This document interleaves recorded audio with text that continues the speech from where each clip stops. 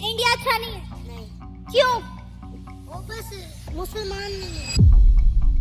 एक famous anthropologist जैनी Goodell का एक कोट है कि टेररिज्म का असली फ्यूल होता है नफरत, और सबसे बड़ी ट्रेजेडी ये है कि छोटे बच्चों को नफरत सिखाया जाना।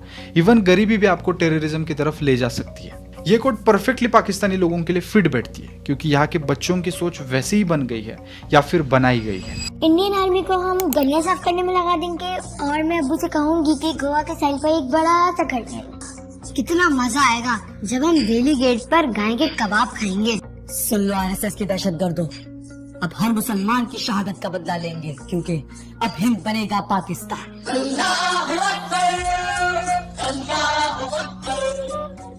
मीडिया में भी वही जहर फैलाया जाता है और इनके पॉलिटिशियंस भी इसी सोच का यूज करके वोट्स लेते हैं। इवन इनके एजुकेशन सिस्टम में भी इंडिया के खिलाफ नफरत फैलाई जाती है, पढ़ाई जाती है। सोशल स्टडीज पढ़ते थे, उसमें ऐसी चीजें होती थी कि हिंदू जो है अपनी बेटियों को सही से ट्रीट नहीं करते, उनको मार देते थे। पुराने जमाने में उनको जिंदा जमीन में दफन कर देते थे। और ऐसा ही सब ज्ञान लेकर पाकिस्तान के कॉमन लोग, इवन वहाँ के पॉलिटिशियंस इंडिया के खिलाफ इलॉजिकल बातें करते रहते हैं। आज के इस वीडियो में हम बात करेंगे पाकिस्तान के इसी नफरत भरे माइंडसेट के बारे में। इंडिया को सारा लपेट करके ना वहाँ पे पाकिस्तान का झंडा लगेगा। उन्होंने पानी बंद किया तो हमारे पास एटम बम है। सिंधु हमारा है और सिंधु हमारा रहे, हमारा पानी बहेगा या उनका खून बहेगा। पाकिस्तान के एजुकेशन सिस्टम का इतना बुरा हाल है कि वहाँ के एक्सट्रीमिस्ट ग्रुप्स ने पूरा कंट्रोल जमा के रखा है। काउंसिल ऑन फॉरेन रिलेशंस का एक रिपोर्ट है जो शो करता है कि पाकिस्तान का करिकुलम और टेक्स्ट बुक्स ऐसे कंटेंट से भरे होते हैं जो नफरत को प्रमोट करते हैं।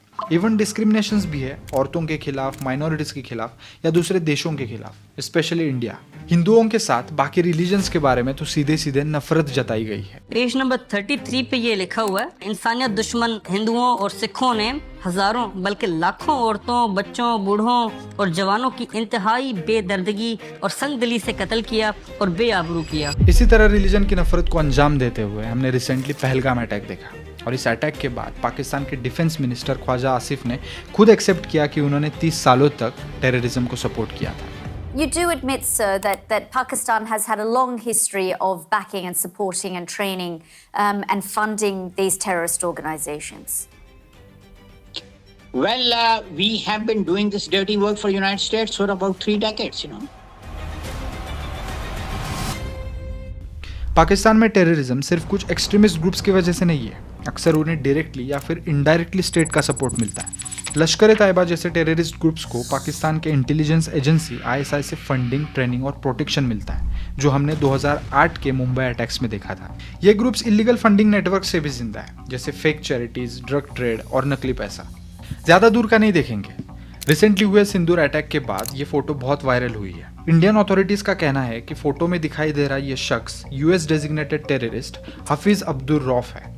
इस फोटो में दिक्कत इसलिए है क्योंकि इसके पीछे पाकिस्तानी मिलिट्री खड़ी है और कॉफिन्स पर पाकिस्तान का फ्लैग लपेटा हुआ है। मतलब ये लोग टेररिस्ट को स्टेट फ्यूनरल्स दे रहे हैं। आज के दिन पाकिस्तान को सबसे ज्यादा जरूरत है अपने देश में झांकने की, क्योंकि यहाँ पे सिर्फ नाम की डेमोक्रेसी है, नाम का गवर्नमेंट है।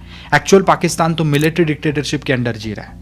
पॉलिटिशियंस के हाथ में कोई पावर नहीं है, इसलिए आप देखोगे कि पाकिस्तान की हिस्ट्री में अभी तक किसी भी PM ने अपने 5 साल पूरे नहीं किए हैं। बलूचिस्तान प्रोविंस पाकिस्तान से अलग होना चाहता है। हर गुजरते दिन गरीबी आसमान छू रही है। पिछले साल पाकिस्तान की गरीबी 7% से बढ़ी है।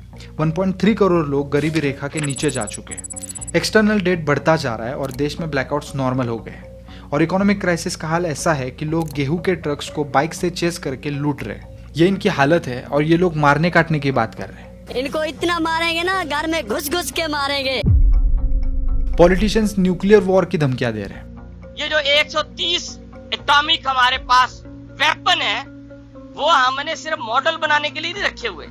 मैं सिर्फ इतनी बात कहूंगा कि आप हमारा पानी बंद करेंगे, हम आपका सांस बंद कर देंगे। वैसे तो ये लोग कभी सुधरेंगे नहीं, लेकिन फिर भी अगर वो चाहे तो इनको पहले अपनी इकोनॉमी को ठीक करना होगा, मिलिट्री डोमिनेंस को कम करना होगा, अपनी एजुकेशन सिस्टम, अपनी सोच, सब कुछ बदलना होगा।